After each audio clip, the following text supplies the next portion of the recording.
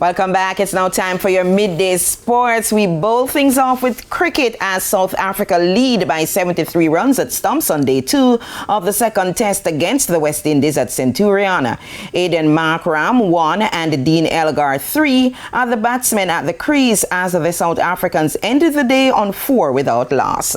The Windies batsmen struggle in South Africa as the hosts bowled out the Caribbean side for 251. Jason Holder was the top scorer for the West Indies with an unbeaten 81.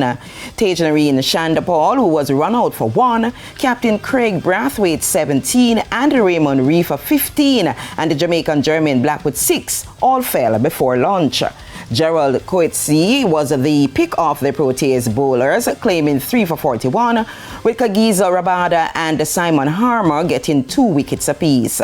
There was a wicket each for Wian Mulder and Keshav Maharaj. Earlier, South Africa, who resumed the day on 311 for 7, were bowled out for 320 as their innings came to a close 3 overs into day 2.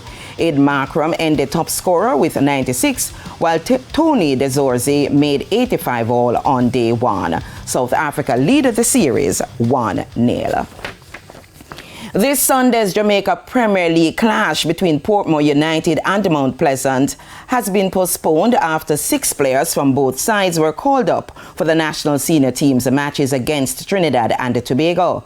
The players called up are Demario Phillips, Jamoy Topi, Sule Makala, Alwyn Harvey and Travante Stewart from Mount Pleasant and Lamar Walker from Portmore United. The Reggae Boys face Trinidad and Tobago in the first of 2 friendly internationals this Saturday at the Montego Bay Sports Complex and then at the National Stadium in Kingston next Tuesday. Both matches kick off at 7 p.m. And Humble Lions started their Lynx Cup campaign on a positive note, blanking Wadada FC 2-0 in action from the Lynx Cup knockout competition on Wednesday. In other games, Lions United also recorded a 2-0 win over Hopewell, while there was a 3-1 win for Falmouth United over True Juice. Finally, this afternoon, racehorse apprentice Samantha Fletcher is facing a lengthy suspension after being slapped with a ban of 25 race days by the Jamaica Racing Commission stewards. Fletcher was punished for not taking all reasonable and permissible measures throughout the 4th event on February 4, astride Ghana Negrela to ensure the horse was given its best possible placing.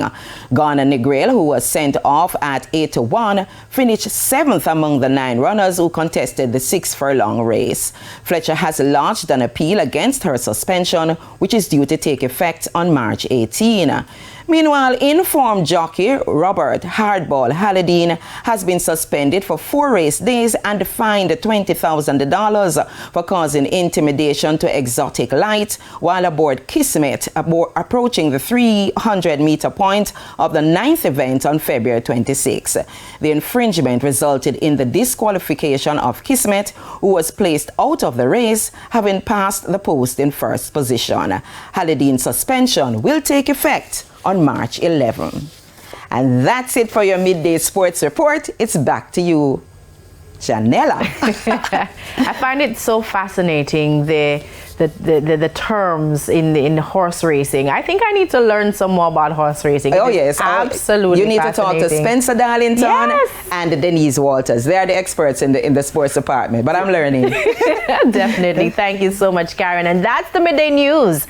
I'm Janella Precious. Join us at 7 for Primetime News. On behalf of the entire team, good afternoon.